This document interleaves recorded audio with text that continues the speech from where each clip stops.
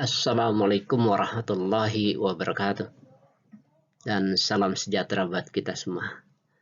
Apa kabar kalian semua? Semoga Anda tetap sehat dan tetap semangat dalam mengikuti kuliah ekowisata perairan. Kita berjumpa lagi pada pertemuan kedua dengan topik pembahasan kali ini adalah konsep ekowisata. Seperti yang kita pahami, konsep ekowisata pada materi yang pertama ini bukan merupakan jenis wisata, tetapi merupakan suatu pendekatan yang dilakukan di dalam pengelolaan wisata. Ada satu pemahaman, persyaratan, pendekatan yang dilakukan dalam manajemen wisata bahari yang mengedepankan pada keaslian sumber daya alam sebagai objek utama di dalam kegiatan wisata. Sehingga ekowisata tidak kita gunakan sebagai satu kategori jenis wisata. Ya. Kalau jenis wisata itu seperti wisata pantai, wisata kuliner, ya, wisata selam, wisata selancar, dan seterusnya. Jenis-jenis wisata yang tadi saya sebutkan itu dikelola dengan dua pendekatan secara garis besar, yaitu pendekatan ekowisata dan pendekatan non-ekowisata.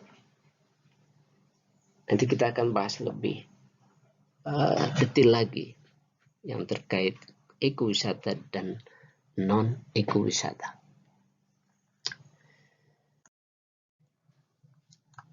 Ekowisata merupakan suatu konsep perpaduan antara dua pendekatan pengelolaan. Yang satu adalah pendekatan pengelolaan konservasi dan pendekatan industri pariwisata.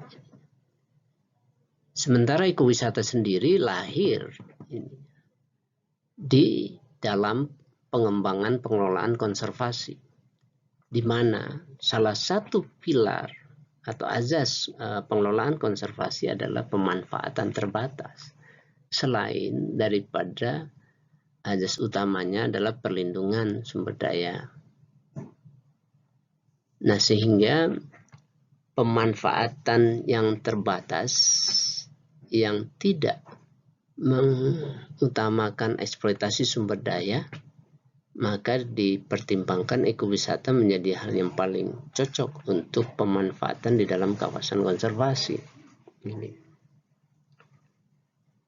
Sementara kalau kita lihat di industri pariwisata, sumber pemanfaatan terhadap sumber daya alam ini memang tidak menjadi prioritas untuk dilindungi, karena aspek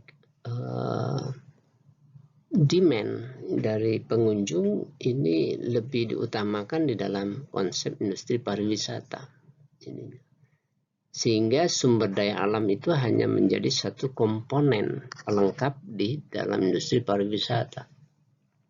Mereka mengembangkan pemanfaatan pariwisata tidak hanya berdasarkan pada sumber daya alam atau tidak mengutamakan keberadaan sumber daya alam itu tetap lestari, tetapi juga mengutamakan komponen-komponen atau daya tarik yang diminati oleh pengunjung,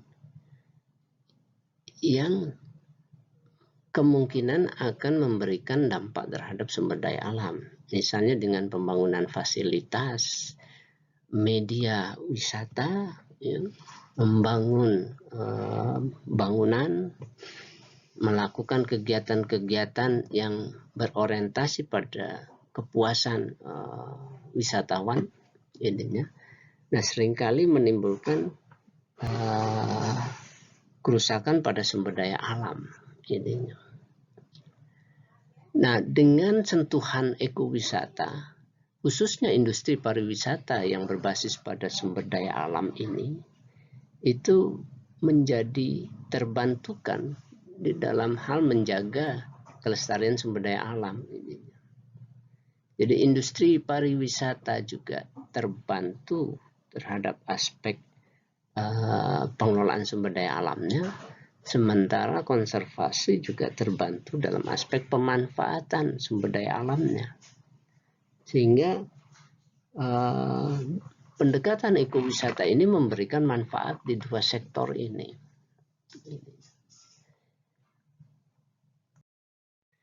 Baik, kita sekarang masuk ke dalam ranah ekowisata perairan. Jadi sudah mengarah kepada pengelolaan ekowisata perairan.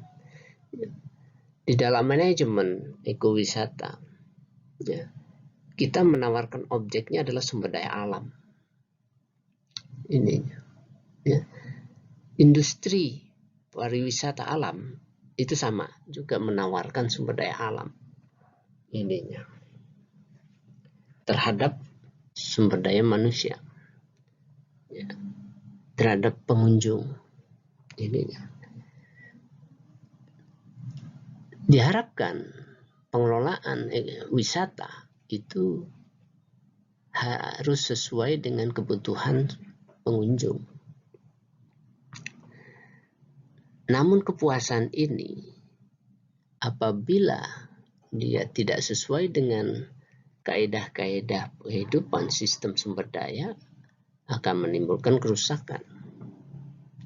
Supaya tidak menimbulkan kerusakan, maka perlu suatu desain pemanfaatan sumber daya alam ini sehingga sumber daya alam ini terjaga.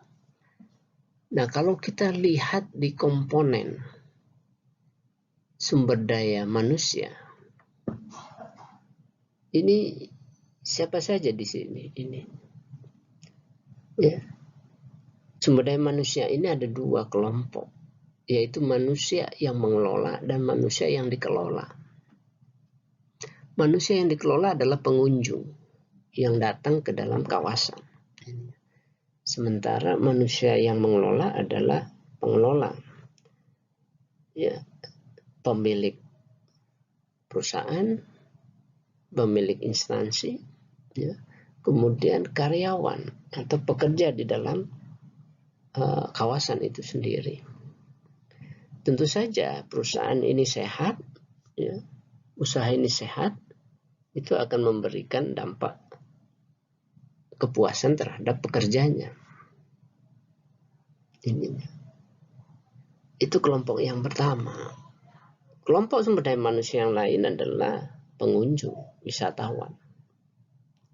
Ya, wisatawan ini juga harus kita puaskan karena motivasi dia datang di dalam kawasan wisata, dia berharap mendapatkan suatu kepuasan.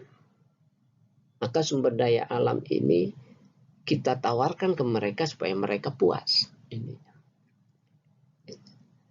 ya, baik kepada pengunjung maupun kepada pekerja. Jadi sama-sama senang lah ini. Nah, kesenangan atau kepuasan oleh pengunjung maupun pekerja ini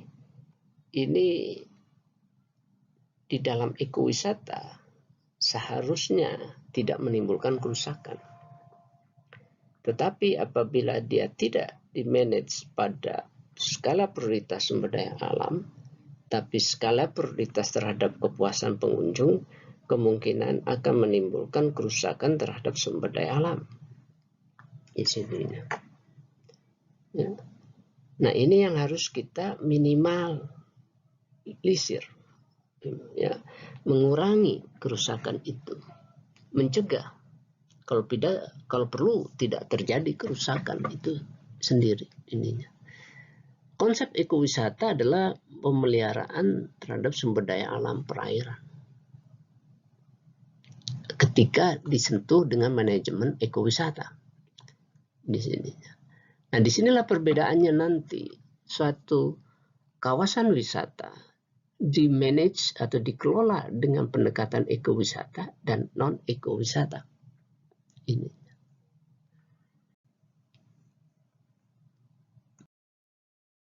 Oke, selanjutnya kita akan refresh ya tentang pemahaman Anda tentang konsep ekowisata ini.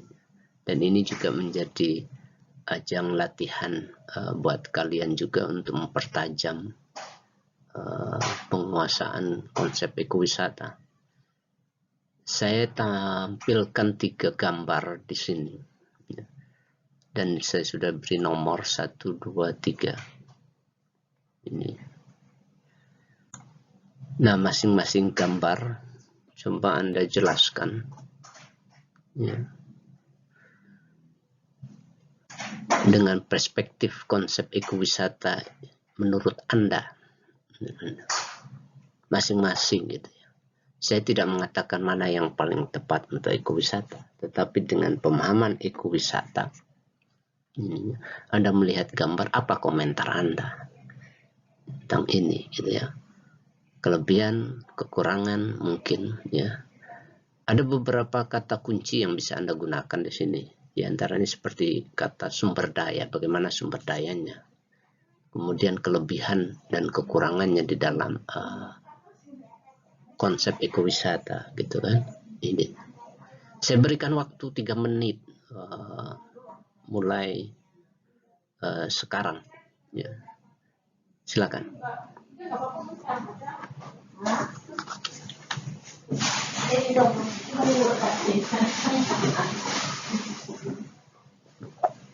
Masih banyak deh. Masih dulu.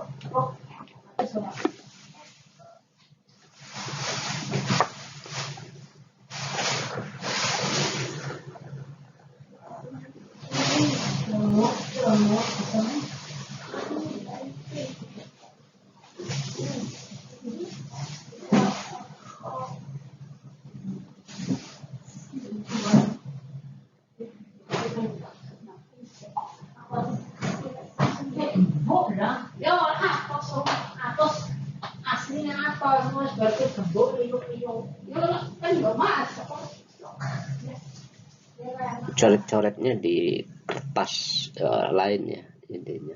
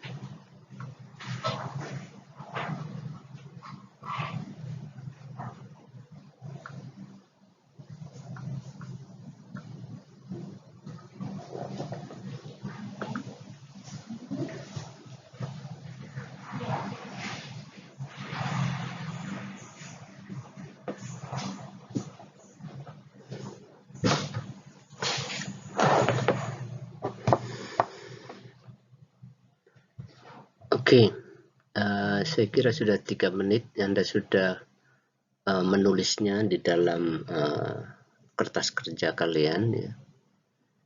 Baik, kita lihat apa yang Anda uraikan di situ. Nanti cocokkan dengan apa yang saya akan jelaskan di situ. Oke, kita mulai dari nomor 1. Nomor 1 Anda lihat di sini ada kolam renang pinggir laut ininya. Ya. Ini berarti ada satu sentuhan teknologi dibuat oleh manusia. Mencoba menambah keindahan laut dengan membuat kolam. Nah, nomor 1 ini otomatis tidak masuk kategori ekowisata. Tapi wisata alam, iya.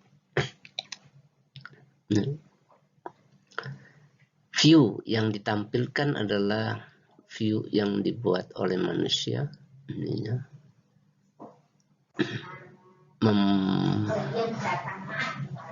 Mempermudah manusia untuk dekat dengan laut dengan bermain di kolam. Ya. Jadi unsur alami tidak ada di sini, sumber daya alaminya. Ya. Mungkin kelebihannya kepuasan dari aspek non ekowisata bisa terpenuhi. Ya. Kekurangannya adalah aspek alaminya tidak maksimal. Kemudian yang nomor 2 kita lihat di sini apa? Ada hiu paus, kan hiu paus ya. Seekor ikan hiu paus dikelilingi paling tidak ada 4 perahu. Ya. Bisa saja keempat perahu ini sedang menikmati objek wisata. Konsep ini konsep yang mengandalkan sumber daya alami, tidak ada rekayasa. Ya, masuk kategori ekowisata di sini berdasarkan sumber daya intinya. Ya. Kelebihannya kita bisa melihat langsung habitat atau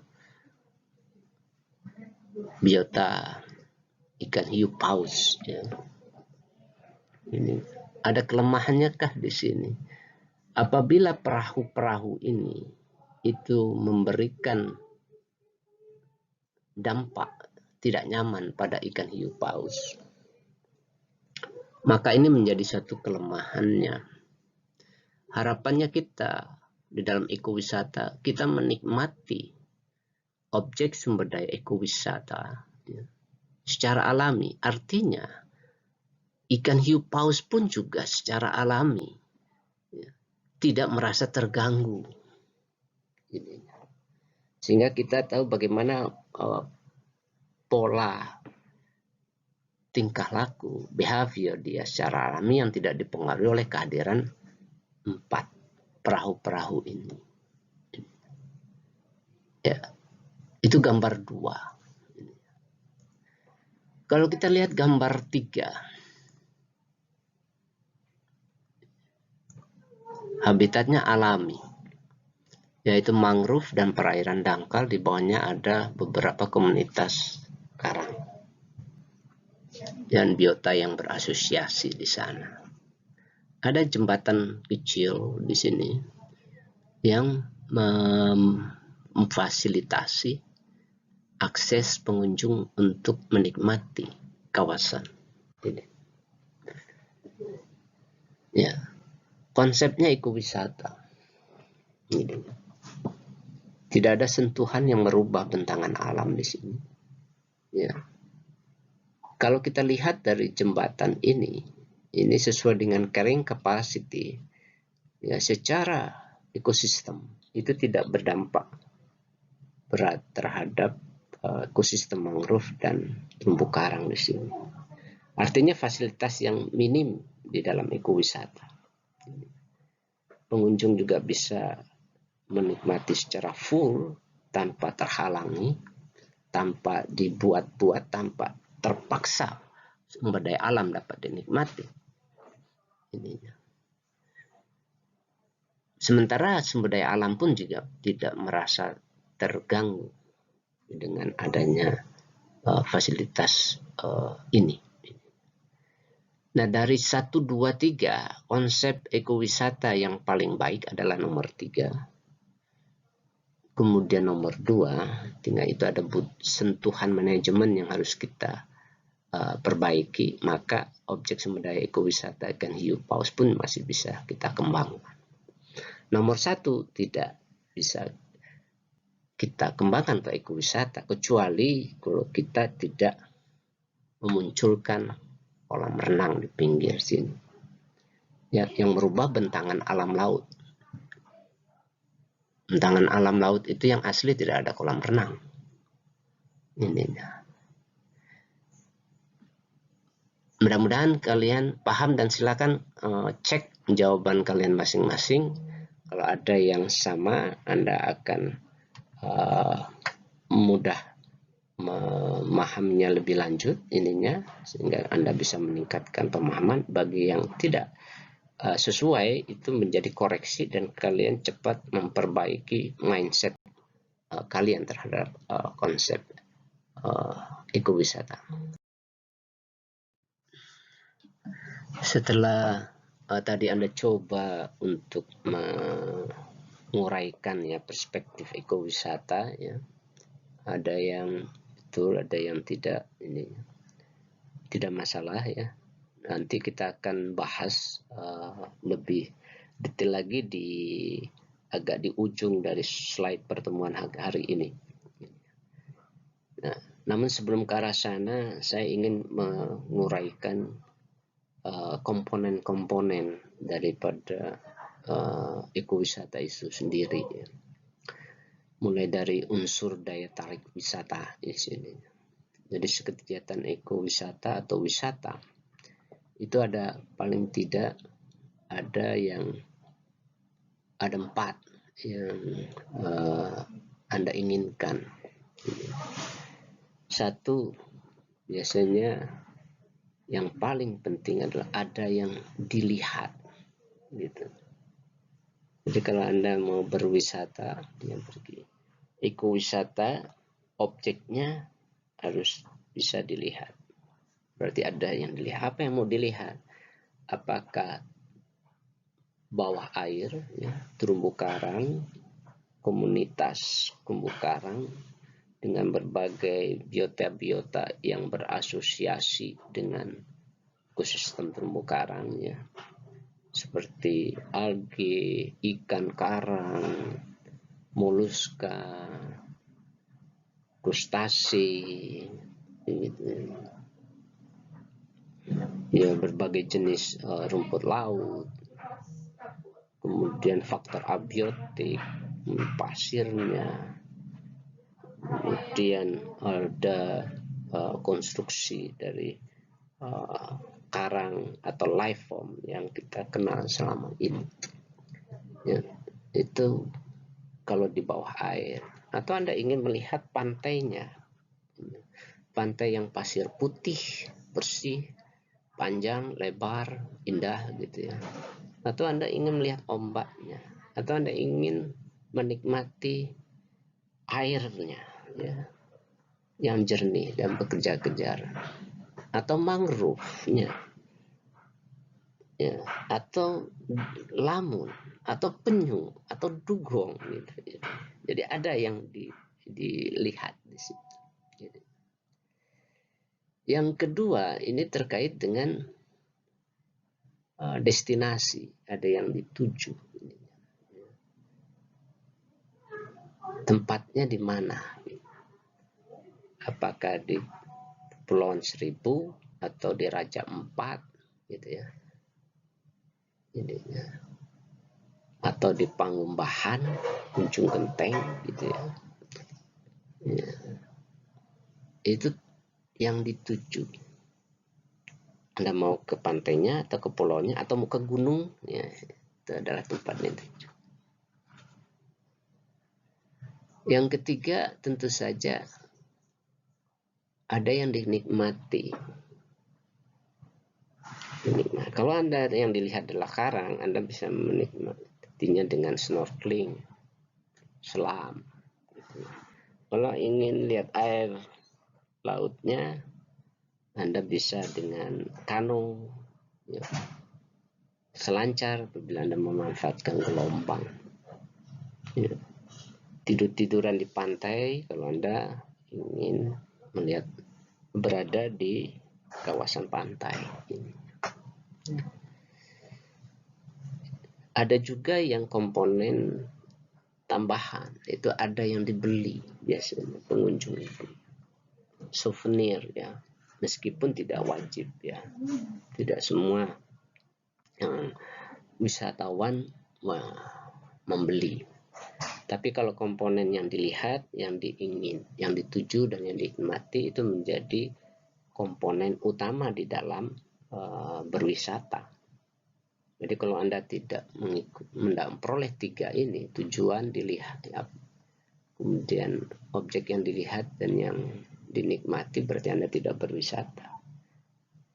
Tetapi kalau Anda dilengkapi dengan membeli sesuatu, souvenir, makanan mungkin intinya, itu menjadi pelengkap daripada aktivitas berwisata Anda. Jika Anda tidak mau membeli pun juga bukan berarti Anda gugur menjadi perjalanan wisatanya. Bisa saja Anda sudah bawa bekal, bisa juga tidak mau membeli souvenir dan sebagainya. Tapi komponen ini menjadi komponen yang cukup penting di dalam hal manajemen wisata. Karena dia mempunyai daya tarik tersendiri. Bisa jadi sesuatu yang dibeli itu menjadi daya tarik lebih utama daripada objek wisatanya sendiri gitu. Bisa terjadi, dan inilah yang nanti menjadi pengelompokan atau pengklasteran motivasi orang ingin berwisata. Motivasi itu akan sangat menentukan nanti karakter perilaku dia dalam melakukan aktivitas di daerah kawasan wisata. Salah satu variabel yang sangat penting di dalam hal ketika kita akan menyusun atau mendesain pengelolaan wisata bahari, kemudian kebutuhan apa yang harus kita penuhi di dalam sistem model pengelolaan itu adalah motivasi wisata. Karena motivasi wisata ini adalah mencerminkan keinginan atau kebutuhan dari wisatawan itu sendiri. Nah, berdasarkan pengelompokan motivasi inilah kita akan bisa mendapatkan gambaran ya, berapa orang yang memang tertarik tentang ekowisata, berapa orang yang tidak begitu memperdulikan ekowisata, atau dia lebih cenderung memilih saya lebih menyukai konsep mass tourism, banyak orang dan sebagainya gitu ya. Sarana yang diinginkan juga mencerminkan dari motivasi itu. Mari kita lihat di motivasi yang ada pada wisatawan yang secara umum gitu ya. Motivasi ini kita bagi terhadap 4 oleh Mayo dan Jervis ya. 1981 dia mengelompokkan motivasi. Meskipun nanti ya, perilaku manusia itu berkembang, tidak tertutup kemungkinan motivasi ini bisa bercabang, turunannya akan lebih banyak. Baik, kita lihat dulu yang 4 motivasi pokok ini. Yang pertama terkait dengan motivasi untuk istirahat, mencari kebugaran, ya, kebugaran fisik, atau istilah kerennya yang selama ini kita sering menggunakan kata refreshing, gitu. Refreshing kalau bahasa Indonesia-nya sering yang diucapkan, gitu ya. Ya, artinya dia lari dari suatu kegiatan rutin, jenuh, gitu ya, ingin mencari suasana baru, ingin memanjakan tubuhnya, ya, individu, ya, fisiknya, ya, dari rutinitas yang jenuh dan melelahkan ini. Jadi motivasi satu ini yang sangat general, istirahat fisik, ya, kemudian dia ikut berolahraga, bisa saja rekreasi pantai, hiburan yang membuat tubuh tidak tegang. Maksudnya yang tubuh ini tidak hanya tubuhnya, tetapi saraf, ya, ototnya tidak tegang, sarafnya tidak, yang selama ini digunakan untuk berpikir jadi agak lebih rileks dengan adanya hiburan, ya, dan pertimbangan kesehatan. Misalnya kalau seseorang yang memiliki penyakit asma biasanya akan memilih daerah pantai yang berudara agak panas dan agak kering, gitu ya, yang menyebabkan dampak positif, ya, yang baik terhadap kesehatan asmanya. Itu pertimbangan pada motivasi fisik, ya, nomor satu ini. Kemudian yang kedua, keinginan mengetahui negeri lain, misalnya seni, adat istiadat, tari, lukisan, dan agama, ya. Ini dimasukkan dalam klaster motivasi budaya. Memang tidak mengandalkan pada sumber daya alam, tapi lebih banyak kepada filosofi, nilai-nilai budaya, nilai-nilai sejarah.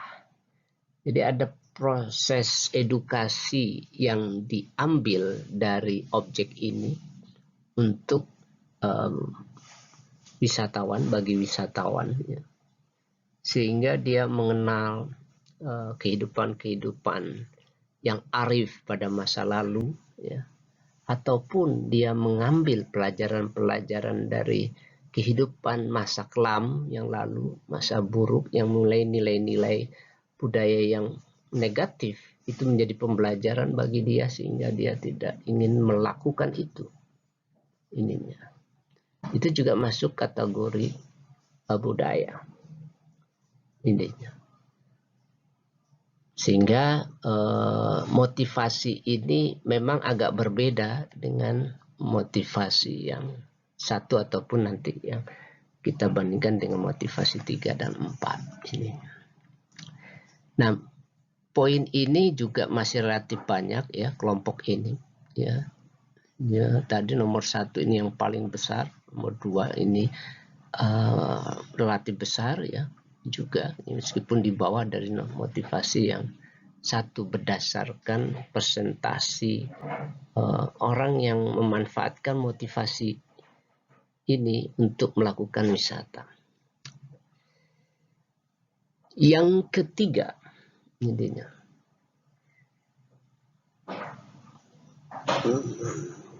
motivasi antar pribadi.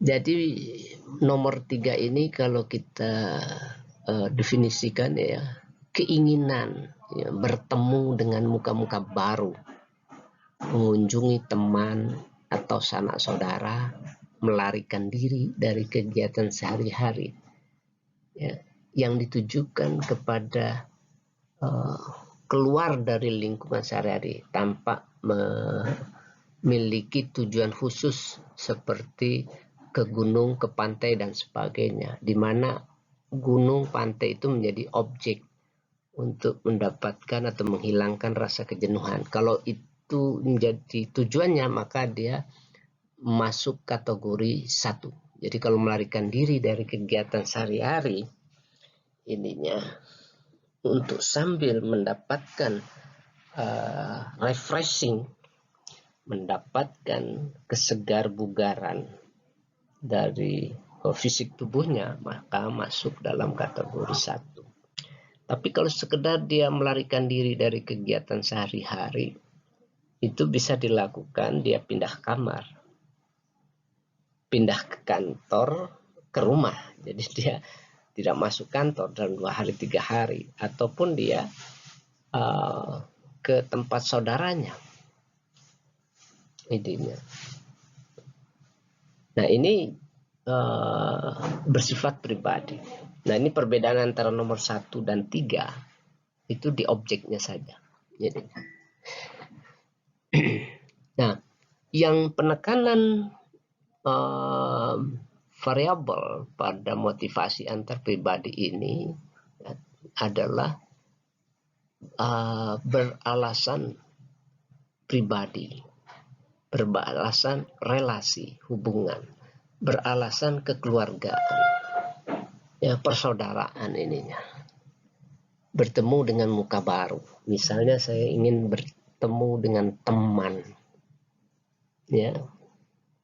Apakah itu teman yang baru kenal ataupun yang sudah lama tidak berjumpa, ininya. Mengunjungi sanak saudara, ya. Meskipun saya harus datang ke Jogja misalnya. Jogja adalah kota atau destinasi wisata yang terkenal. Banyak objek di sana yang bisa dinikmati sebagai objek wisata. Tetapi motivasi saya ke Jogja itu adalah mengunjungi teman lama. Ya. Sudah 10 tahun. Sudah 20 tahun. Ya. Bahkan mungkin ada sudah 30 tahun. Ya, seperti saya ini bisa teman saya semasa kuliah saat ini. Itu bisa sudah tidak bertemu hampir 34 tahun. Ya. Cukup lama. Nah, ketika saya mendengar ada teman saya Jogja dan itu sahabat saya dulu, saya ingin berkunjung ke sana, gitu ya.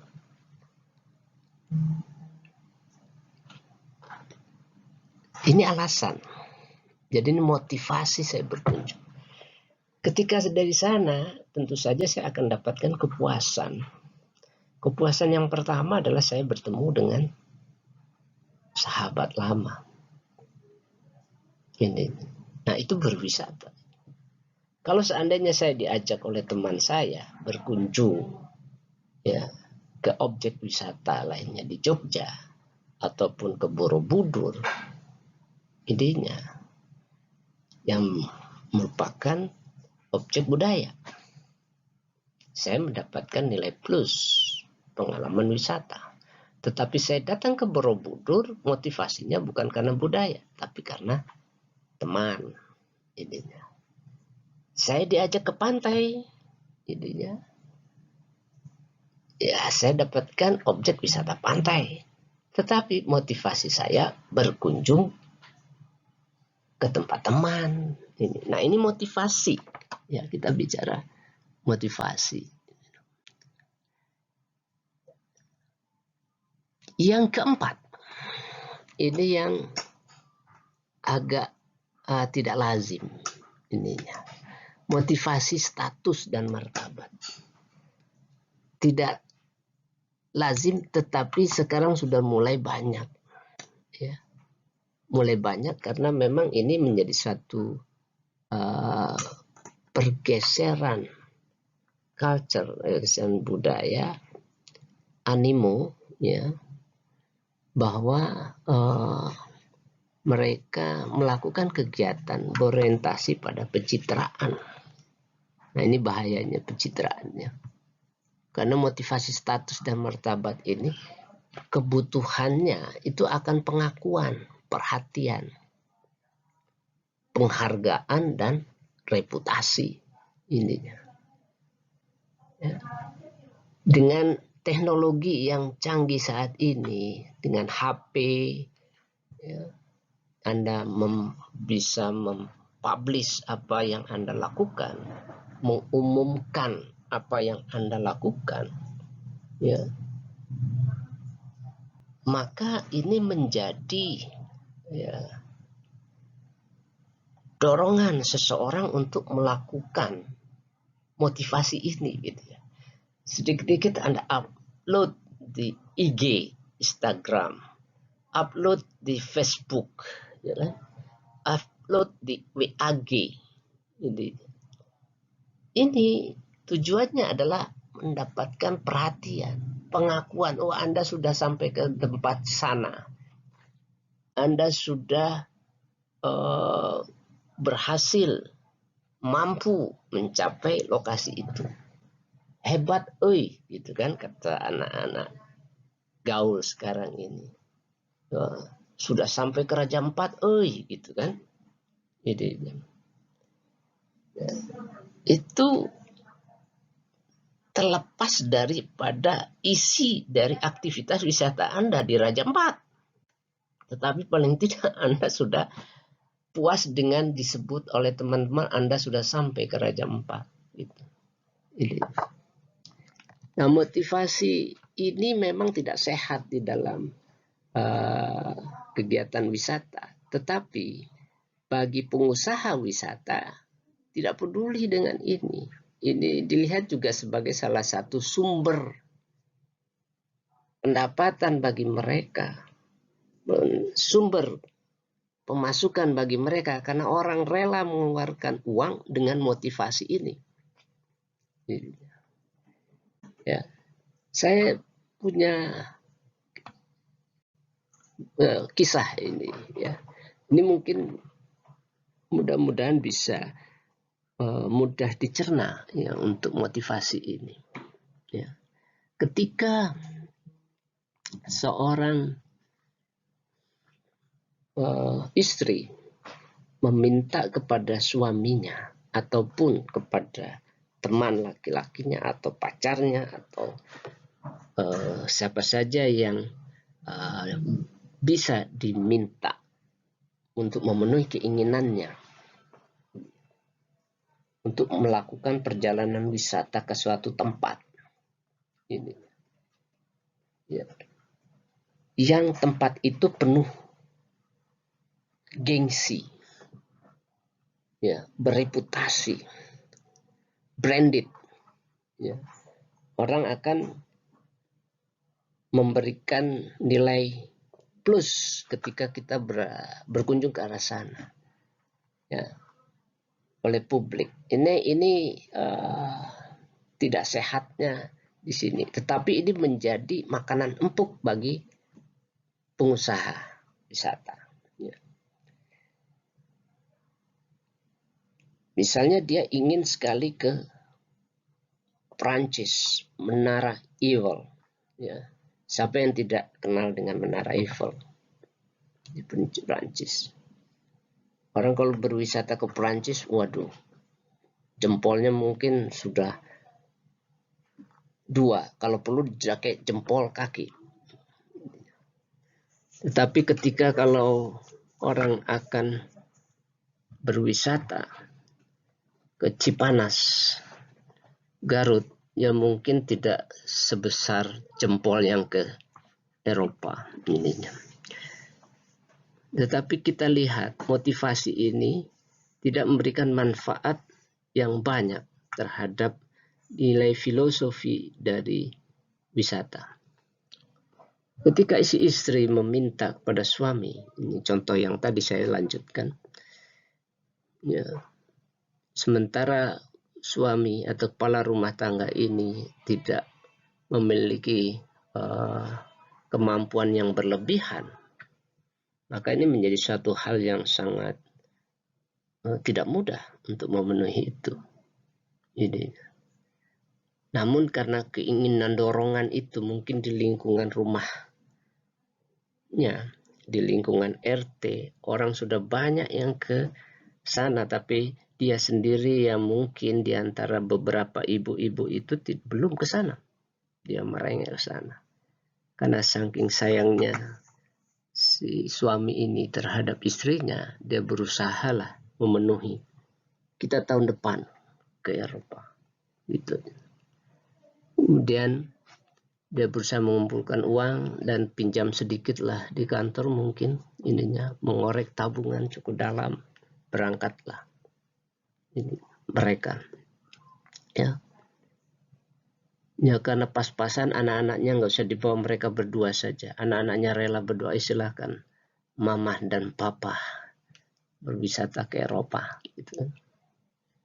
Nah karena uangnya tidak cukup, maka suami istri ini menginap di hotel yang sederhana. Di sana tahu harga hotel juga sudah sangat mahal, ya, berbeda dengan Indonesia. Objek-objek wisata pun juga mahal ininya. Sehingga praktis uang dibawa itu cukup hanya untuk di hotel selama 5 hari. Ya, untuk makan, ke tempat makan dan hiburan yang di sekitarnya. Ya. Akhirnya pulang. Di dalam pesawat, Anda bisa bayangkan suami istri ini duduk berdampingan, yang satu mukanya cemberut, yang satu happy. Ya. Siapa yang happy? Tentu saja si istri intinya. Karena istrinya sudah menunjukkan bahwa dia sudah sampai ke tanah Perancis. Ya. Meskipun dia mungkin tidak melakukan banyak hal di dalam kegiatan wisata. Sementara suaminya cemberut karena uangnya sudah habis, hanya capeknya saja. Gitu. Ya. Nah, ketika sampai di Indonesia, dia akan berceritalah kepada ibu-ibunya dengan bangga bahwa saya baru pulang dari Prancis. Gitu. Kepuasan dia peroleh karena motivasinya untuk memperoleh pengakuan, martabat. Jadi bukan kepuasan di dalam hal melaksanakan kegiatan wisata. Itu bisa terjadi. Nah, disinilah kita secara bijak harus bisa memanage diri ininya. Bagaimana kita bisa melakukan berwisata secara cerdas. Sesuai dengan kebutuhan kita, sesuai juga dengan kemampuan kita. Ya. Itulah motivasi wisata. Baik, selanjutnya kita akan membahas model pariwisata. Model pariwisata ini dibangun berdasarkan pada kebutuhan dari wisatawan. Ya. Baik itu kebutuhan ya berdasarkan motivasi ininya. Kemudian unsur daya tarik yang menjadi kebutuhan mereka. Berdasarkan pada suatu konsep bisnis. Karena model pariwisata ini dituntut untuk memberikan suatu manfaat, keuntungan. Baik manfaat bagi pengunjung maupun manfaat atau keuntungan bisnis bagi pengusaha wisata ini. Konsep model itu secara general ya, di dalam pengusahaan wisata itu harus dua faktor yang harus dipenuhi, yaitu demand dan supply, permintaan dan pemasukan. Modelnya itu dibedakan antara wisata lama, old tourism, atau pada masa lampau itu lebih mengutamakan pada kebutuhan manusia, sehingga tidak mempedulikan aspek sumber daya alam, sehingga cenderung mereka melakukan dalam jumlah yang banyak dari wisatawan. Itu yang kita kenal dengan mass tourism. Sementara konsep yang baru atau new tourism itu berkembang setelah mengedepankan kebutuhan manusia terhadap daya tarik objek, dalam hal ini sumber daya alam. Mereka sudah mulai bersifat independen, tidak terlalu mengelompok dalam jumlah yang besar ininya. Karena kebutuhan yang ingin dia peroleh adalah kebutuhan kepuasan individu dari wisatawan itu sendiri ininya. Maka kita sebut dengan new tourism ininya. Ya. Nah, pertanyaannya ini ada old tourism, ada new tourism. Kalau ecotourism itu masuk di mana? Ecotourism masuk new tourism. Tetapi tidak semua new tourism itu adalah ecotourism. Nanti ada cabangnya. Nah, salah satu percabangannya adalah ecotourism. New tourism pun juga ada yang non-ecotourism atau non-eco wisata. Kita perhatikan di sini untuk yang konsep old tourism atau wisata lama. Umumnya permintaan dilakukan secara paket, wisata paket. Ya, kita paket-paket. Misalnya kita dalam kelompok ini untuk melakukan wisata bersamaan, ya itu sudah terjadwal melakukannya apa saja, sudah ditentukan oleh satu sistem ininya. Itu wisata paket ininya. Tidak ada independensi daripada wisatawan, apalagi anggota wisatawan ininya. Yang permintaan lainnya ya sightseeing, jalan-jalan. Ya, jalan-jalan saja, semakin banyak apa yang dilihat itu yang diinginkannya. Dari segi supply atau pemasukan umumnya dilakukan dalam skala besar, rombongan bisa puluhan, bisa ratusan, bahkan ada tidak tertutup kemungkinan bisa sampai dalam jumlah ribuan. Gaya Barat menjadi orientasi masa lampau ini. Jadi daya tariknya. Jadi itu yang kita supply, kita tawarkan kepada pengunjung. Ya meskipun sekarang juga masih ada beberapa di era modern sekarang ini juga masih berorientasi ke barat-baratan ini. Tapi gaya lama di situ lebih kental pada gaya barat ini lebih kental pada masa lampau, pelayanan kota, ya. Jadi itu yang melambangkan modernisasi, ya. Itu kota. Jadi kalau Anda wisata itu serba lux, nah itu kota. Ya. Piring juga mungkin piring emas, tapi kalau piringnya piring daun, itu nanti tidak di old tourism, justru di new tourism itu akan muncul ininya, ya. Itu pelayanan kota. Nah, modalnya biasanya cukup besar. Modalnya asing, biasanya asing kalau yang memiliki satu kemampuan investasi yang besar ini.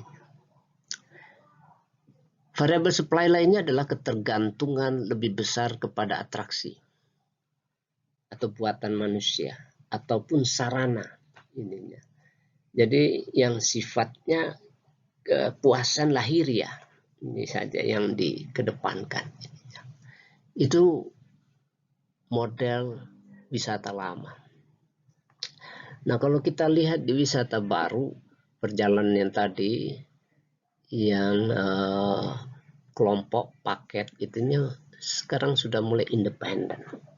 Bahkan kelompok-kelompok kecil, ya, mungkin 3, 5, 10 lah paling ini. Itu cukup untuk melakukan perjalanan. Bahkan kadang-kadang ada yang 2. Bahkan sendiri pun dia akan lakukan. Karena memang dia kebutuhannya individual. Ini. Ya. Jadi tidak tergantung pada kelompok yang besar. Tidak tergantung juga dengan ketentuan batasan-batasan yang diberikan oleh pihak pengelola. Permintaan yang berkembang pada wisata baru yaitu mencari daya tarik. Mencari daya tarik ininya. Karena memang daya tarik ini dia berkembang sangat dinamis ininya. Sehingga kalau apabila dia sudah dinikmati, daya tariknya juga akan berkurang. Kecuali yang memiliki nilai daya tarik alami, sumber daya alami. Ini yang kita bahas nanti di ekowisata. Ekowisata itu memiliki daya tarik yang sangat berkepanjangan atau berkelanjutan. Ya, daya tarik. Contohnya ketika saya menyelam di bawah laut, ya, snorkeling, melihat karang sudah puluhan, ratusan, mungkin ada yang ribuan. Bosan nggak? Tidak.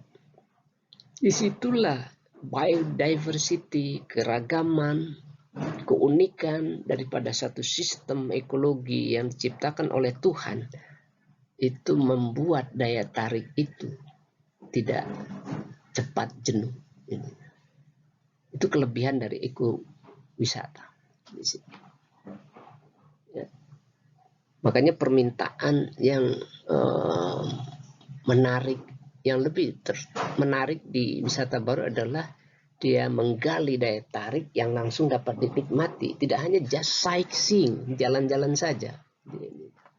Ya. Kayak tadi si ibu itu, suami istri jalan ke Prancis itu sightseeing saja.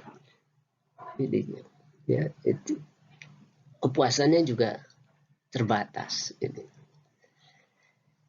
Nah, di wisata baru pada faktor supply itu umumnya skala kecil, ya. Jadi kalau ininya kamar berdua, resort kecil, nggak usah terlalu besar karena rombongannya nggak besar-besar, meskipun ada pasarnya sendiri untuk kelompok yang besar. Itu kan ini. Tapi kebutuhan secara individual itu lebih cenderung pada skala kecil. Gayanya juga tradisional. Sekarang penginapan-penginapan itu justru memiliki daya tariknya lebih tinggi ketika dia didesain secara tradisional. Ada nilai kearifan lokal, ada nilai budaya di situ, ada nilai kealamian. Misalnya resortnya dibangun dari satu atap yang berasal dari daun, lantainya dari kayu, tidak tembok. Ya. Udara di dalam rumah itu dinginnya karena semilirnya udara di sekitar kawasan, ya, yang tidak panas atau tidak ditimbulkan oleh kerusakan panas di sininya.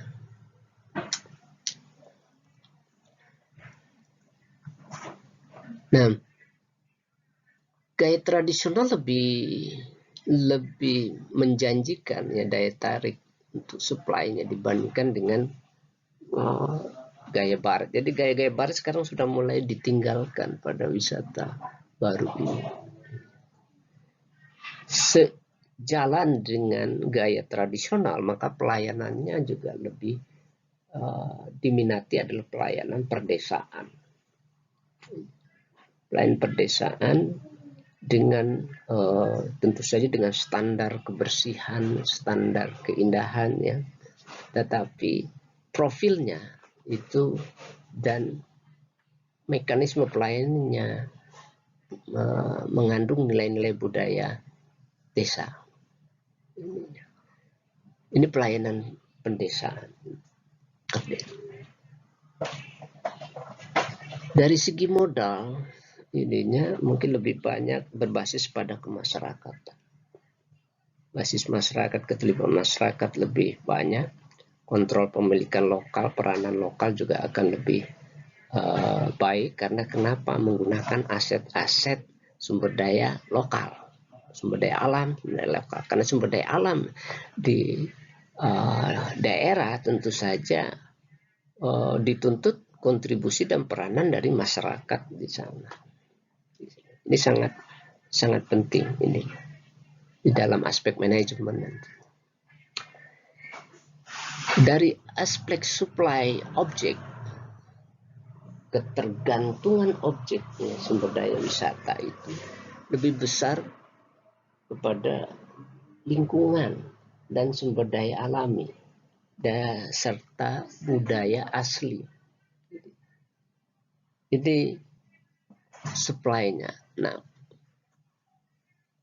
kriteria ekowisata ada di sini semua. Sehingga ekowisata masuk kategori wisata baru. Ya. Meskipun namanya wisata baru, orang-orang yang hidup di zaman sekarang pun masih banyak juga yang masih menyukai konsep wisata lama ininya. Nah, ini menjadi tantangan bagi kita di dalam hal memanage ekowisata ke depan. Kegiatan wisata yang kita kenal ini ya ragamnya cukup banyak ya, berdasarkan jenis. Kita mengenalnya jenis-jenis wisata ini sangat banyak. Nah, jenis wisata ini menjelaskan pada atau penekanannya pada objek wisata yang kita nikmati. Ya, misalnya wisata pantai atau rekreasi pantai, itu artinya objeknya adalah pantai. Kalau objeknya bawah laut, terumbu karang dan biota laut di bawahnya, itu kita namakan wisata selam atau wisata snorkeling. Jadi jenis wisatanya sudah jelas pada objek-objek tertentu ini. Nah, jenis-jenis ini diklasifikasikan berdasarkan clustering pada objek yang besar ini, yang kita namakan klasifikasi wisata. Klasifikasi wisata ini berdasarkan objek besarnya adalah alam dan budaya. Ya.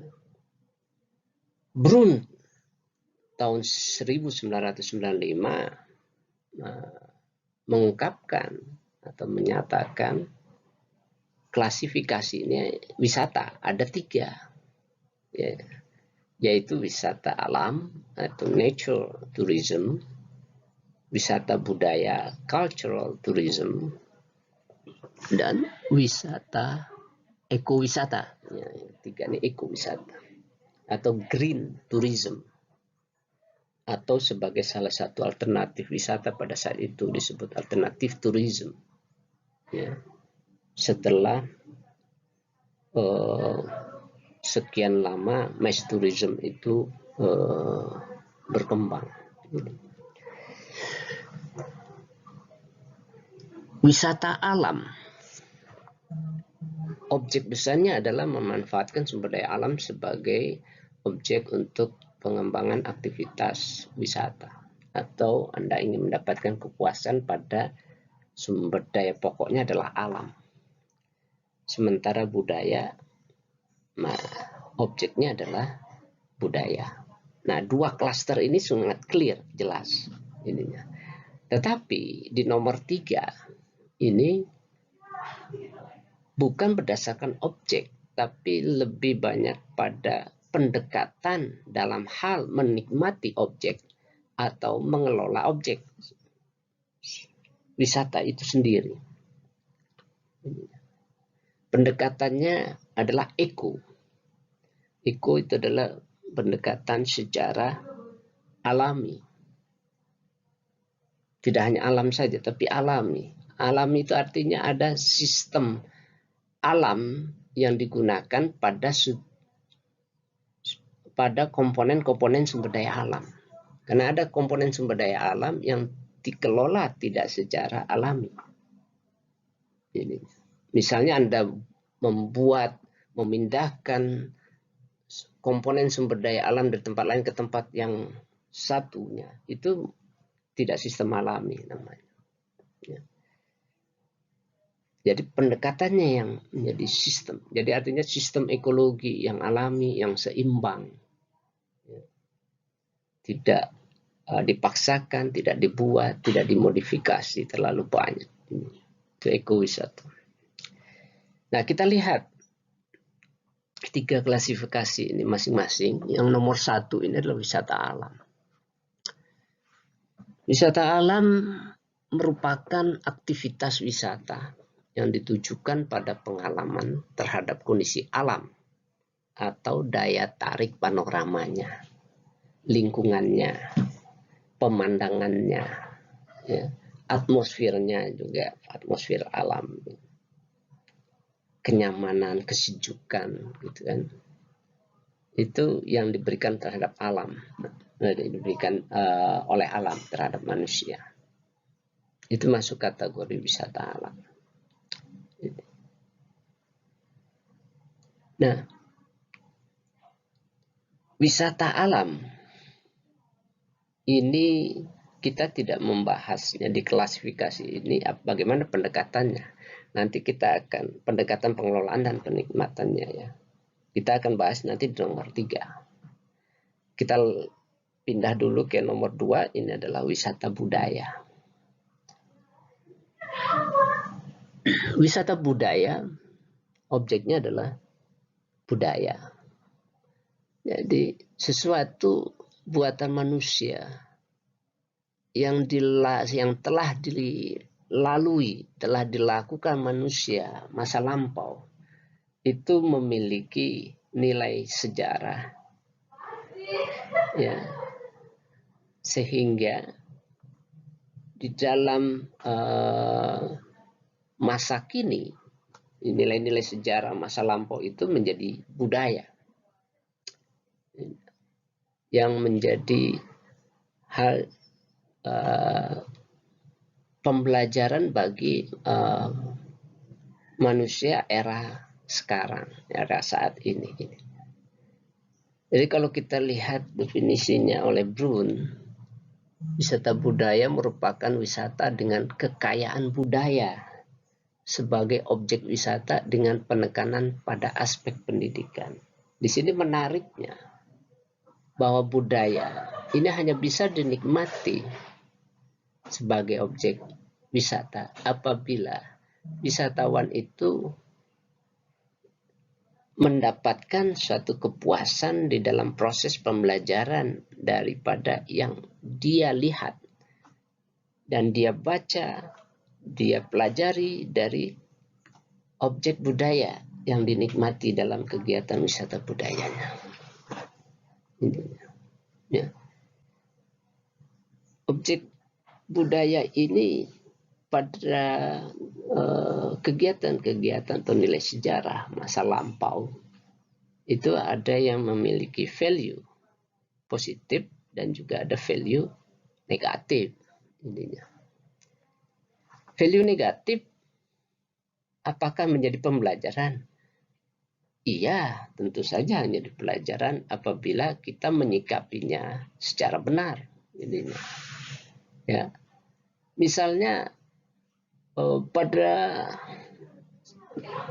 sejarah, proses sejarah masa lampau nenek moyang kita, baik itu pada zaman kerajaan maupun pada dalam masa penjajahan Belanda maupun penjajahan Jepang, itu memiliki perilaku yang tidak baik, ya. Misalnya pemberontakan, pembunuhan antar raja, pengkhianatan terhadap raja, ininya yang dikisahkan di dalam satu legenda, mungkin juga di dalam candi ini, ya.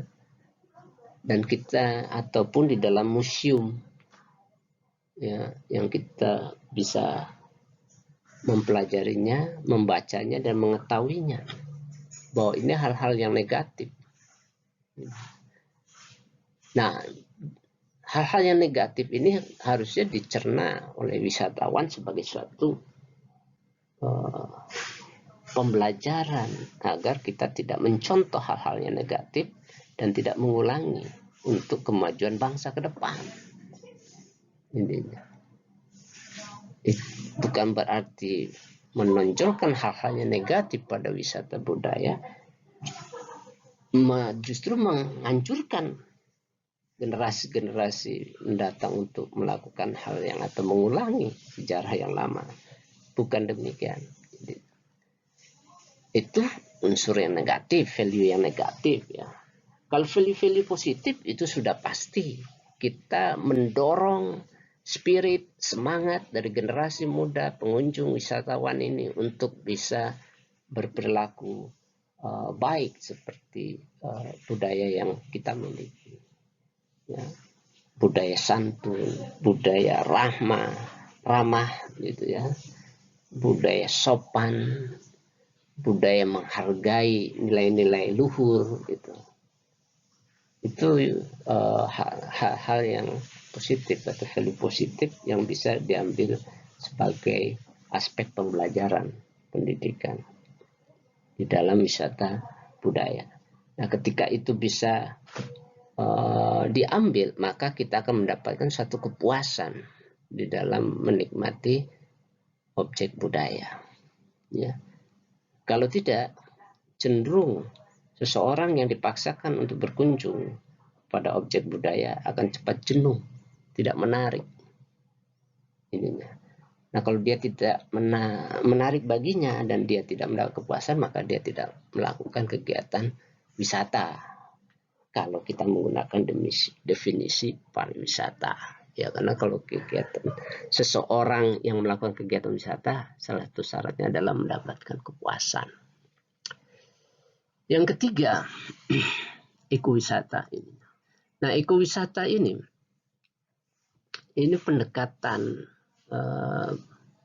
bagi pengunjung, ya, dalam hal menikmati maupun bagi pengelola bagaimana memanage sumber daya wisata ini yang ditawarkan kepada pengunjung.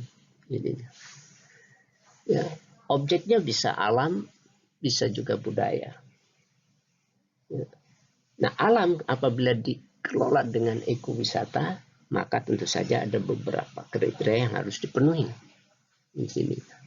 Bruno mendefinisikan ekowisata merupakan wisata berorientasi pada lingkungan untuk menjembatani kepentingan perlindungan sumber daya alam, lingkungan, dan industri kepariwisataan. Alam ini di sumber daya alam, masuk sumber daya manusia, sumber daya budaya. Ini masuk di sini. Ya. Jadi ada aspek perlindungan yang ditonjolkan. Ditonjolkan perlindungan, tapi pemanfaatan bisa menikmati dari aspek perlindungan. Jadi kita tidak menjual lahiriah, tetapi lebih kepada nilai filosofi. Kalau ekowisata ini, ya. Wisata alam berarti ada ekowisata, tapi tidak harus ekowisata. Nah, artinya kalau begitu klasifikasinya harus ada keempat nih, non ekowisata.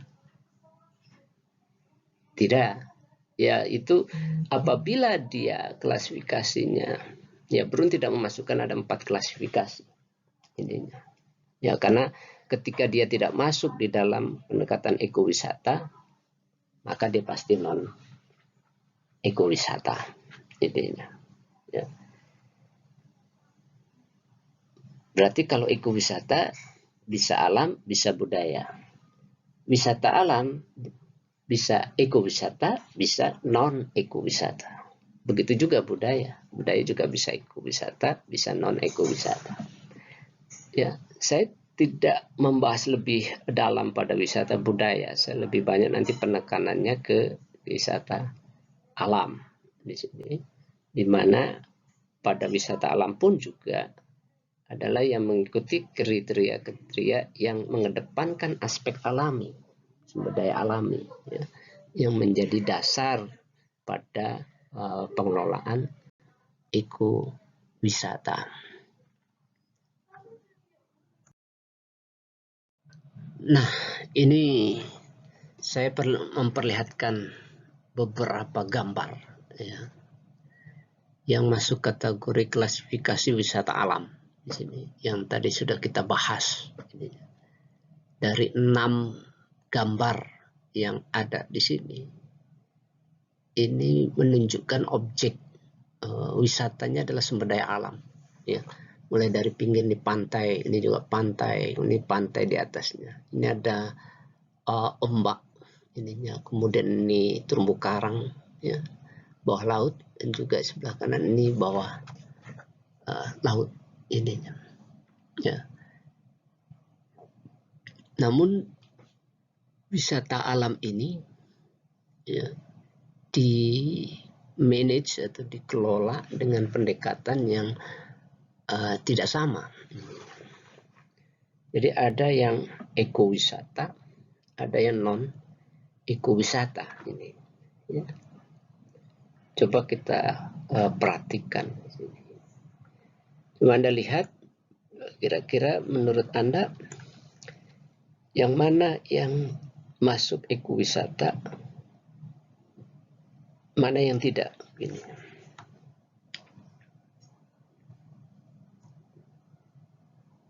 Sudah dilihat ya? Oke, mudah-mudahan Anda sudah menentukan gambarnya. Gambar di atas 1, 2, 3 itu wisata alam yang dikelola dengan pendekatan non ekowisata. Sedangkan 3 gambar di bawah ini dikelola dengan pendekatan ekowisata.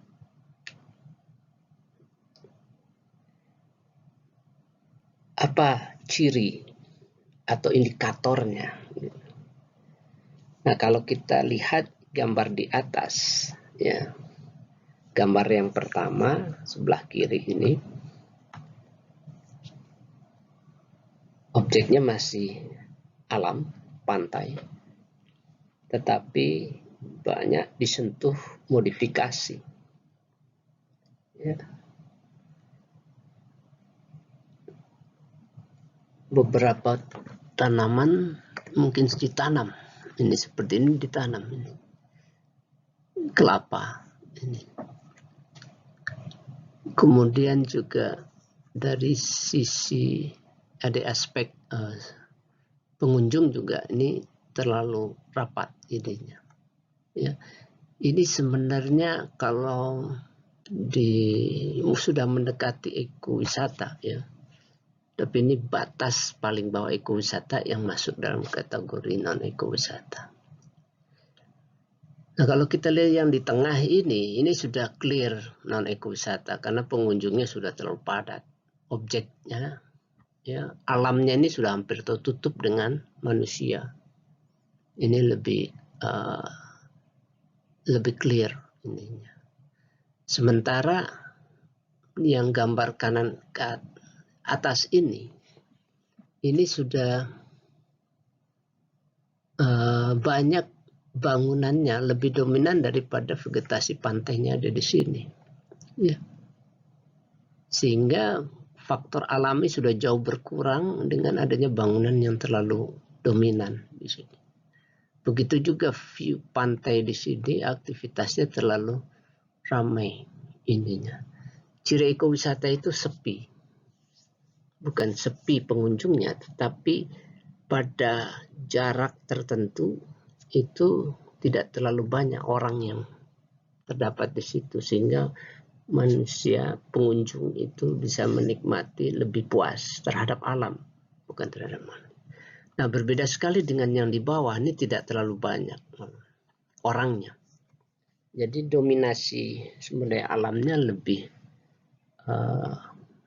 dominan, ya, lebih jelas ininya, sehingga wisatawan tersebut dapat mengoptimalkan pemanfaatan secara filosofi terhadap objek sumber daya alam. Itu wisata alam. Baik, selanjutnya kita lihat pada slide ini ada 6 gambar, ya, yang semuanya masuk kategori wisata alam, di mana objek sumber daya alam menjadi objek wisata, ya, yang menjadi daya tarik untuk melakukan kegiatan wisata. Seperti kita bahas sebelumnya, wisata alam ini ada 2 kategori, yaitu ekowisata, ya, konsep ekowisata yang diterapkan dalam manajemennya. Ada yang non ekowisata.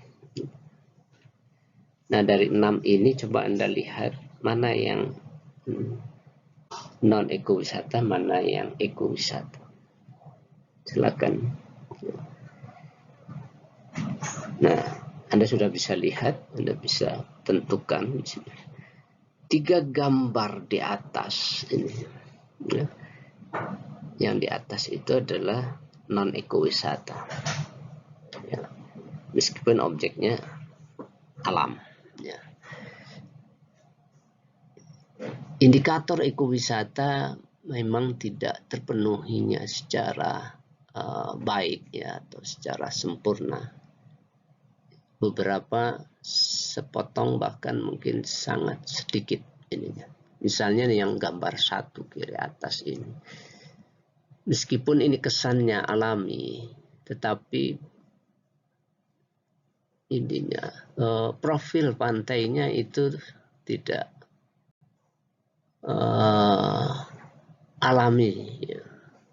Karena sudah ada sentuhan modifikasi. Kita lihat ada penanaman pada pohon kelapa yang teratur di sini, ya.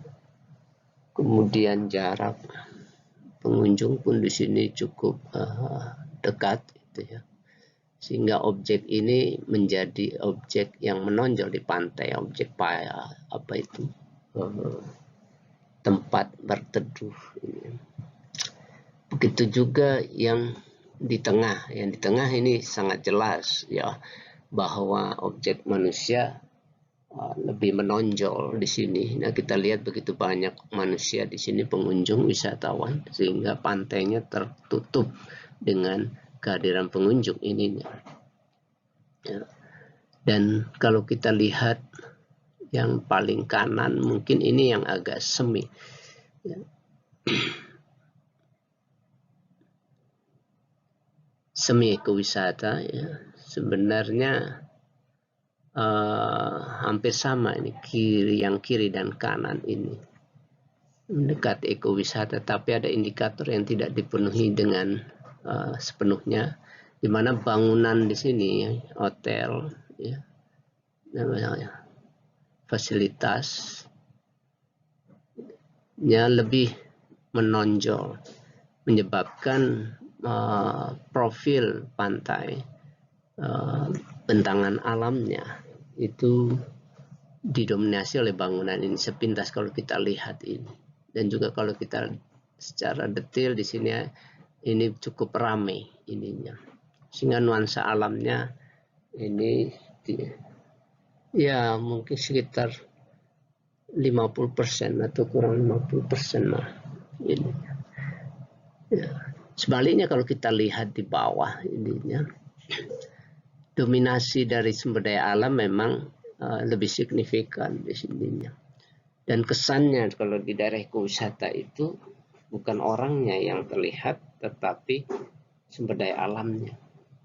Jadi kita berada di dalam satu kawasan itu memang di tengah alam, bukan di tengah manusia ataupun di tengah fasilitas atau sarana atau infrastruktur ya di sini.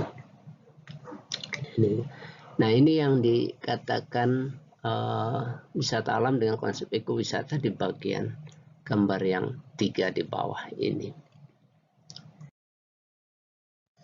Untuk wisata budaya ini saya ambil contoh beberapa gambar ya sebagai representatif dari kelompok wisata budaya. Jadi, ada yang dari suku Dayak Kenyah gitu ya, dari Nias ini lompat batu, kemudian dari Flores yang kaya juga dengan tenunan tradisional ya. Kemudian suku Minangkabau dengan rumah gadang dan tari piringnya ini. Dan saya tidak membahas lebih lanjut tentang wisata budaya ini ya, karena memang bukan domain kita ya. Selanjutnya kita masuk ke ekowisata. Ini beberapa gambar dari objek-objek ekowisata, dan sengaja memang saya memilihkan ini yang masuk kategori wisata alam. Jadi ekowisata perairan lebih tepatnya di sini. Ya, meskipun tidak tertutup kemungkinan ada ekowisata budaya. Ya.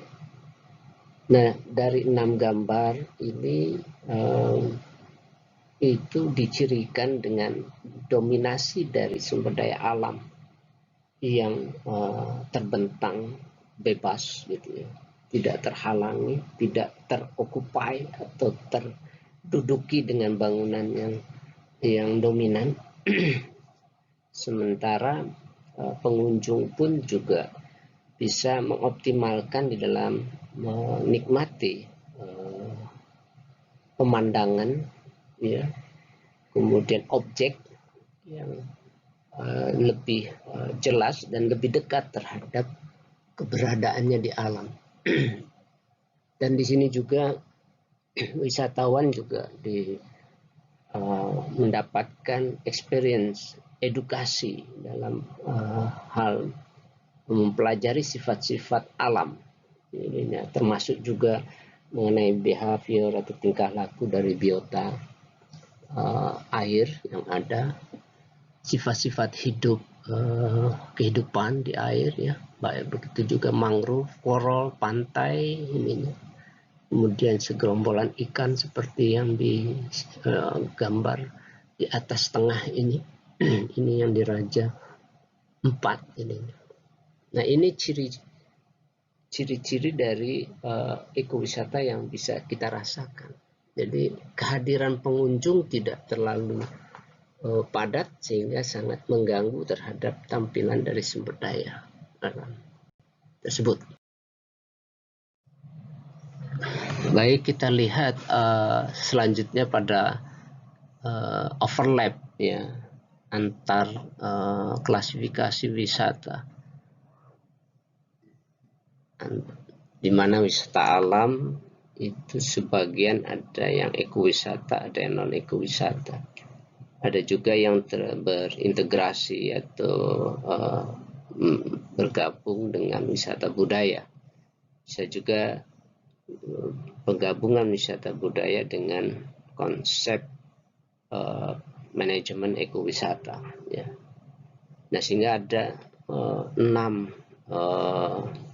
kategori dari kombinasi antara wisata alam, wisata budaya dan pendekatan manajemen yang diterapkan. Nah, yang pertama nomor 1 ini adalah objeknya adalah wisata alam dan wisata budaya dimiliki dalam satu kawasan dengan pendekatan manajemen yang diterapkan adalah ekowisata. Nomor 1. Sementara yang nomor 2 ini adalah ya keterpaduan antara wisata alam dan wisata budaya dalam satu kawasan, tetapi tidak digunakan pendekatan ekowisata dalam manajemennya. Nomor 2, non ekowisata. Nah, kalau kita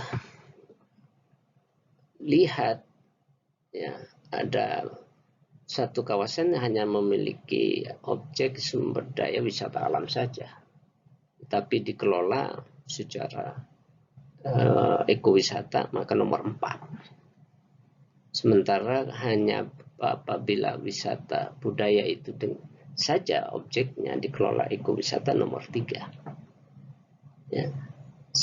Sementara wisata alam yang non ekowisata dan hanya wisata alam saja tanpa ada objek budaya, itu nomor 5. Kalau hanya wisata budaya saja tapi tidak ada konsep ekowisata, itu nomor 6. Jadi ada 6 kategori pengelompokan wisata berdasarkan objek sumber dayanya dan juga pendekatan manajemen yang diterapkan. Jadi ada 6 kategori di sini. Nah, setelah kita lihat kombinasi dari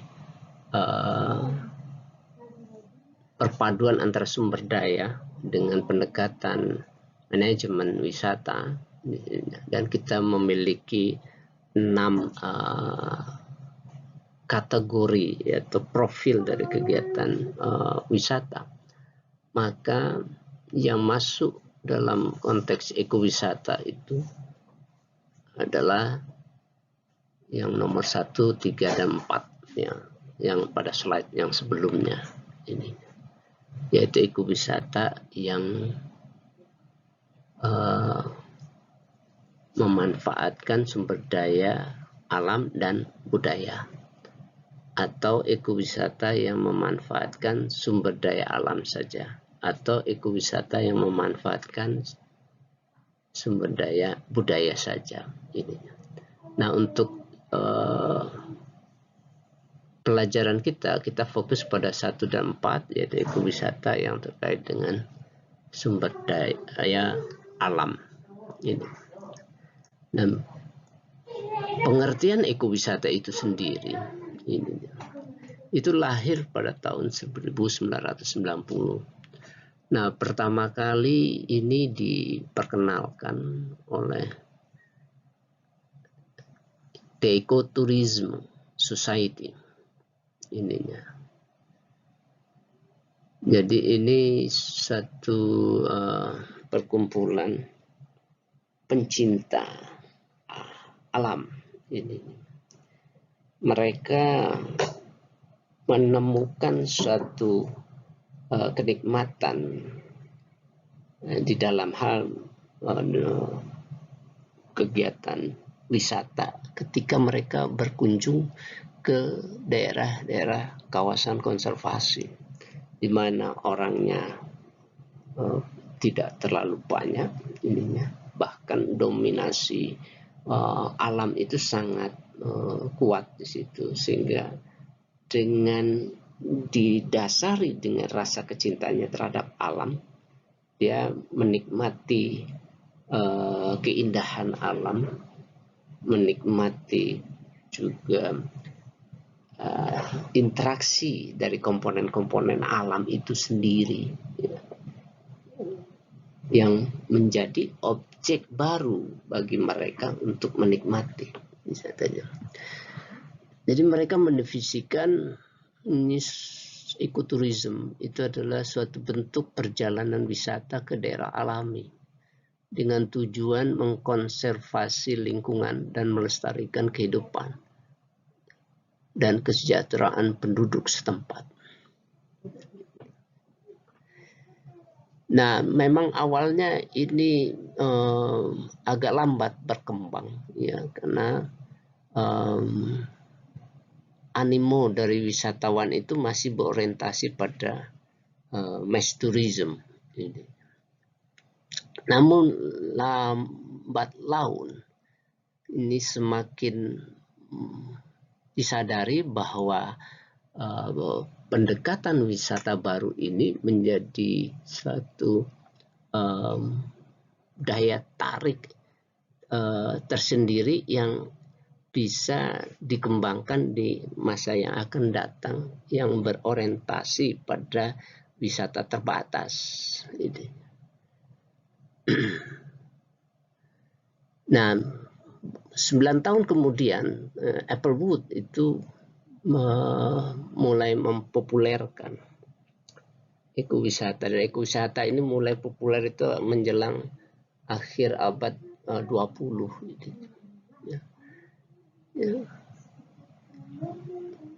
Wood mendefinisikan ekowisata adalah dalam bentuk baru dari perjalanan yang bertanggung jawab ke daerah alami dan berpetualang serta dapat menciptakan industri pariwisata. Nah, poin di sini Wood ingin mencoba menjembatani ininya antara konservasi dan industri pariwisata di sini. Seperti yang saya jelaskan pada slide di awal tadi, bahwa sebenarnya ekowisata ini merupakan perpaduan dua konsep dasar penting, yaitu konservasi dan industri pariwisata. Selanjutnya banyak para pakar bahkan pencinta ekowisata mempublikasikan, mensosialisasikan Indonesia, sehingga Van der Lee dan Muklisson tahun 2000 pun juga mengeluarkan satu definisi perjalanan wisata yang bertanggung jawab terhadap kelestarian kawasan yang masih alami, memberikan manfaat secara ekonomi dan mempertahankan keutuhan budaya bagi masyarakat sekitarnya. Di sini sentuhan budaya sudah mulai diangkat oleh Van der Lee dan Muklisson, ya, sebagai satu penyeimbang di dalam hal tatanan sumber daya alam, ya, baik sumber daya alam maupun dan budaya, sebagai satu sistem alam, ya, yang seimbang. Nah, saya sendiri mencoba memperdalami ekowisata memang di akhir-akhir 1900 menjelang 2000.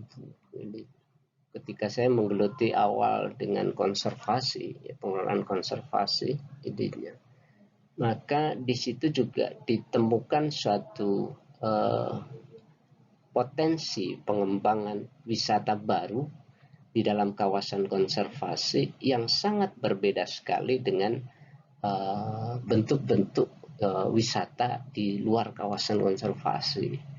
Ya, salah satunya adalah memprioritaskan keaslian sumber daya alam, memprioritaskan tetap menjaga kelestarian alam, tidak menimbulkan kerusakan pada alam.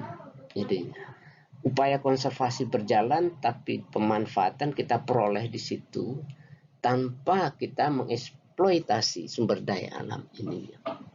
Karena di dalam kawasan konservasi ini itu dimandatkan salah satu bentuk pengelolaannya adalah pemanfaatan terbatas.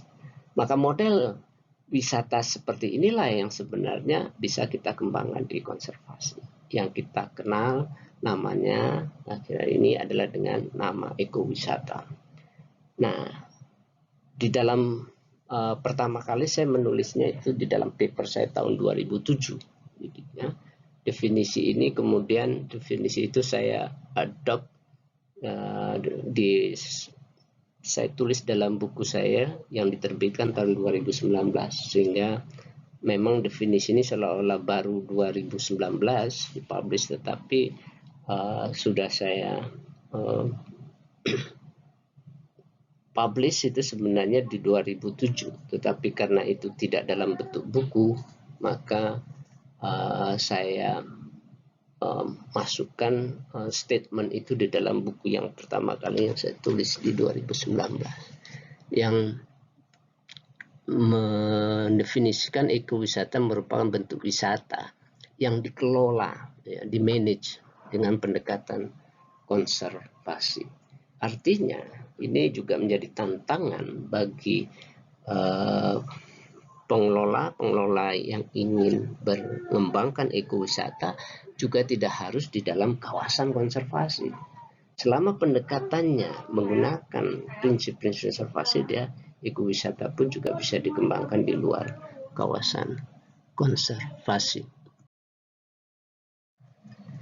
Baiklah, kita saatnya sudah tiba sampai pada satu resume, ya, pengertian konsep ekowisata perairan. Ya, setelah kita bahas sejak dari awal kuliah hari ini, ya, ini sudah masuk ke menit 1 jam 25 menit. Jadi, maka saya dapat gambarkan apa yang kita bahas selama ini itu di dalam diagram ini.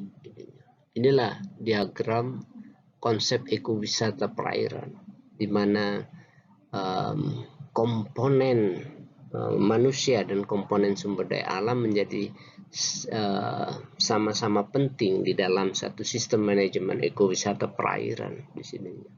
Salah satu komponen ini tidak ada, maka ekowisata perairan tidak berjalan dengan baik. Karena kenapa? Karena ada satu misi daripada ekowisata yang itu berkenaan terhadap kedua komponen ini, di mana kepuasan yang menjadi prioritas utama bagi wisatawan yang menjadi representatif dari manusia itu menjadi hal yang sangat penting di dalam dunia pariwisata. Begitu juga di ekowisata, jadi sangat penting memastikan bahwa wisatawan itu mendapatkan kepuasan. Namun di ekowisata tidak cukup hanya wisatawan yang puas, tetapi sumber daya alam juga harus memiliki kepuasan terhadap satu treatment manajemen ekowisata.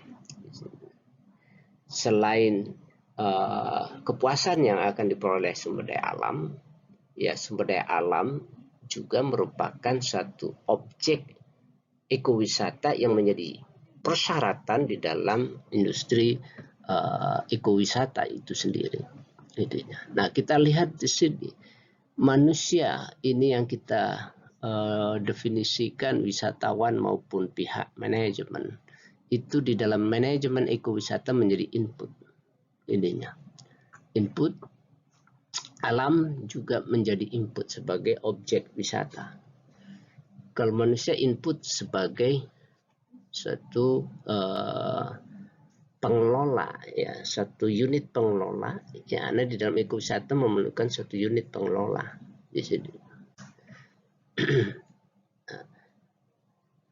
Manusia yang representatif dari wisatawan pun juga menjadi input juga bagi ekowisata, karena sebagai pengunjung itu adalah salah satu indikator sehatnya suatu industri pariwisata. Semakin tidak ada pengunjung berarti semakin tidak sehat. Nah, input ini harus masuk di dalam manajemen ekowisata. Kemudian desain manajemen ekowisata itu harus menghasilkan dua output. Output yang pertama yang tadi saya katakan adalah kepuasan dari pengunjung. Itu menghasilkan hiburan dan edukasi, knowledge, pengetahuan. Jadi tidak hanya sekedar hiburan, tetapi wisatawan itu dipastikan mendapatkan manfaat pengetahuan terhadap objek yang objek sumber daya alam, ya, yang kita tawarkan ke dalam sistem ekowisata ini, sehingga pengunjung dapat mempelajari proses-proses ekologi, proses-proses kehidupan, keanekaragamannya, itu menjadi pengetahuan. Itu menjadi syarat untuk ekowisata, ya. Yang kedua, outputnya juga adalah terhadap alam, sumber daya alam, di mana manajemen ini memastikan dengan sistem pendekatan konservasi mengedepankan aspek perlindungan, aspek pelestarian, maka sumber daya alam ini dijamin untuk tetap terjaga keberadaannya di kawasan ekowisata. Ininya, sehingga sumber daya alam pun ini ditreatment dengan pendekatan konservasi. Nah, dua output ini dikeluar dari manajemen ekowisata, di mana sumber daya alam mendapatkan treatment langsung dari manajemen ininya yang bertanggung jawab, sementara pengunjung meskipun tanggung jawab tetap di manajemen, itu pemanfaatannya secara tidak langsung melalui pemanfaatan terhadap alam. Makanya dikatakan di sini adalah output yang tidak langsung ininya, karena dia harus melalui sumber daya alam ini. Dan satu lagi yang menjadi ciri dari ekowisata adalah aspek edukasi yang kita sebutkan sebagai salah satu indikator ekowisata. Di sini keluar di output perilaku manusia, perilaku wisatawan.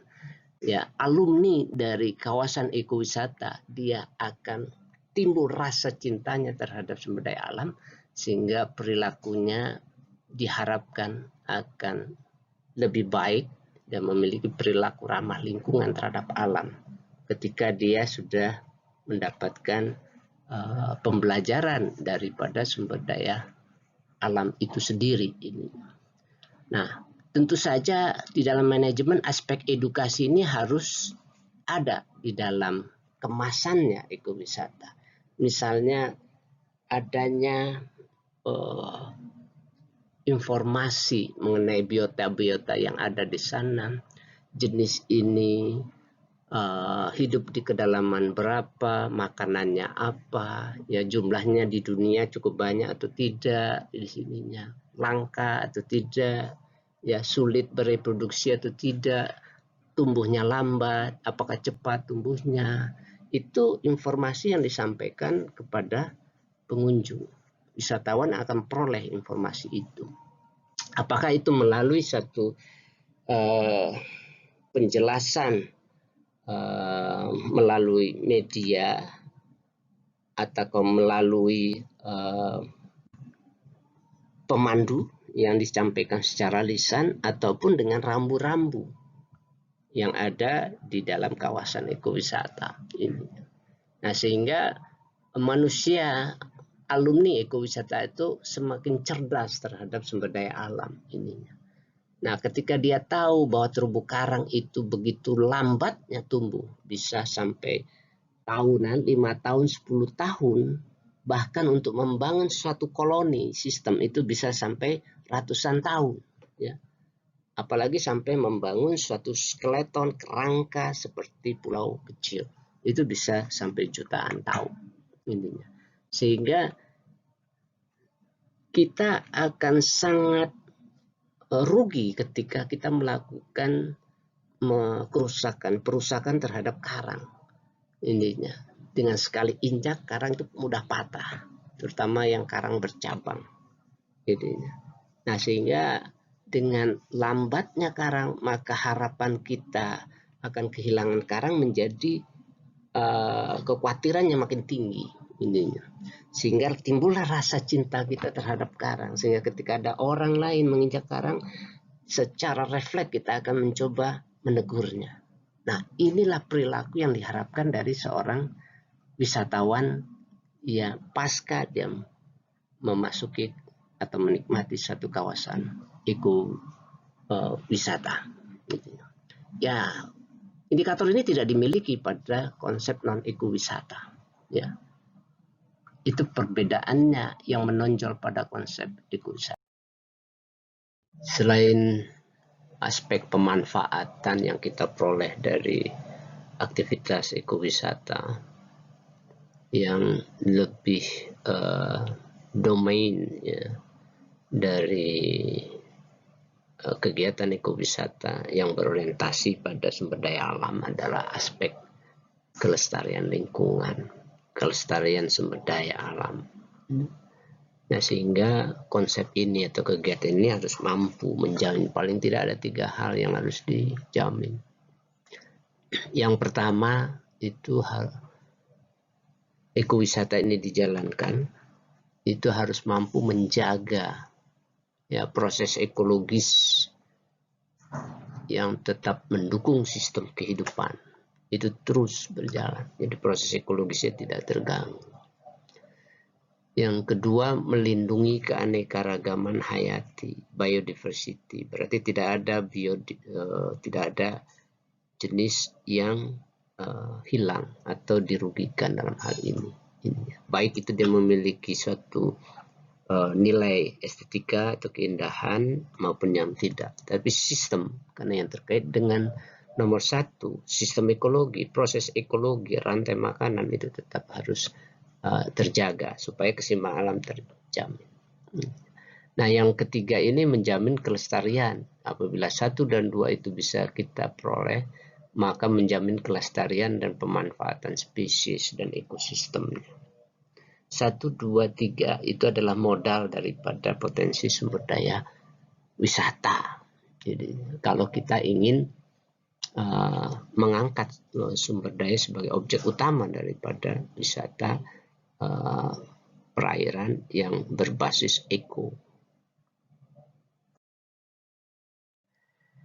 Pengembangan ekowisata perairan ya, berorientasi paling tidak pada tuntutan aspek bisnis ya, karena dituntut untuk mendapatkan manfaat keuntungan ekonomi. Dan yang kedua itu adalah tuntutan terhadap perlindungan sumber daya alam atau kelestarian sumber daya alam.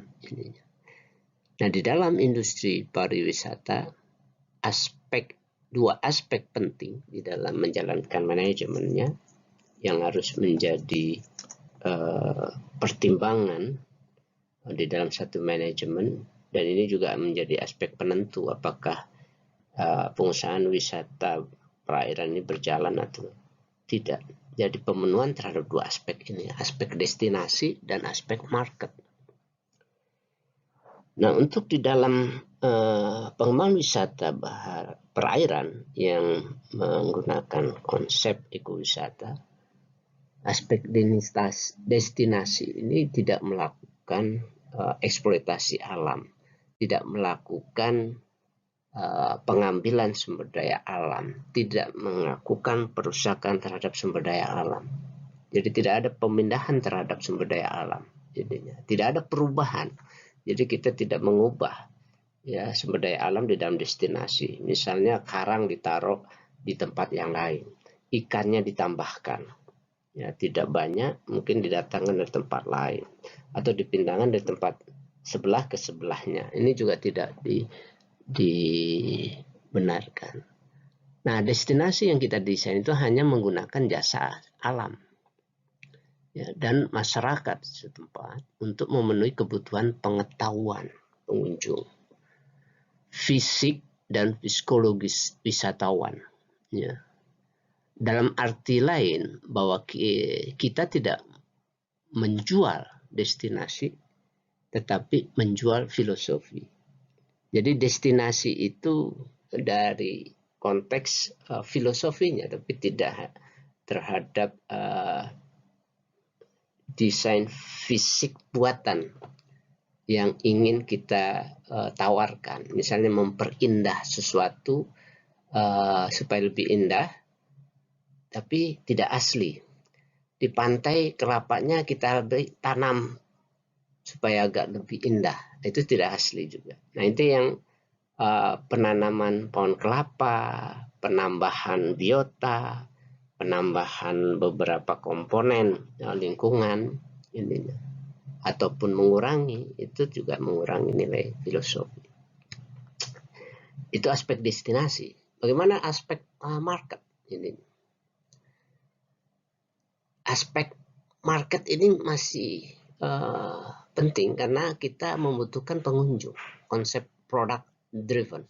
Meskipun market ini dipertimbangkan, namun macam, sifat, perilaku objek, dan daya tarik wisata alam dan budaya diusahakan untuk kelestarian dan keberadaannya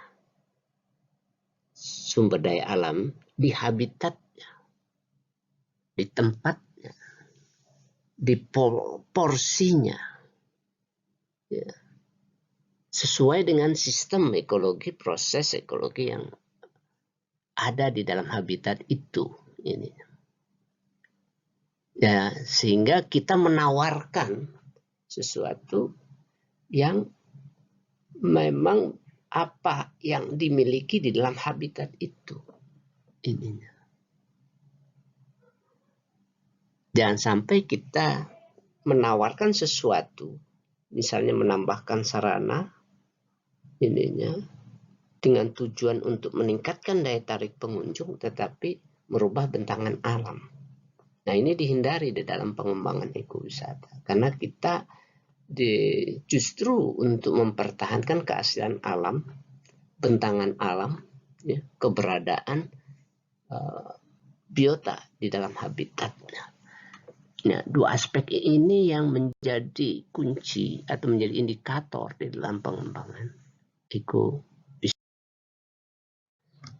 Baik, sebelum kita mengakhiri perkuliahan kita hari ini tentang konsep ekowisata, saya akan berikan kuis ya, untuk mengetahui seberapa paham kalian tentang konsep ekowisata. Kuis ini tentang klasifikasi wisata. Ya. Ini ada 6 gambar. Ya. Tentukan klasifikasi wisata setiap gambar. Jadi setiap gambar itu Anda jelaskan klasifikasinya apa. Ya, ini jenisnya apa, masuk kategori wisata alam, budaya, atau konsepnya apa, ekowisata atau tidak. Jawaban Anda kerjakan di Bitly ini, yang di bawah ini. Ya, Anda catat saja Bitly garis miring kuis ekowisata strip 2. Nah, Anda masukkan ini ke dalam Google, ininya Anda klik, nanti Anda akan mendapatkan form untuk jawaban dari kuis ini. Ya, silakan Anda isi dan kita akan ketemu lagi di minggu depan.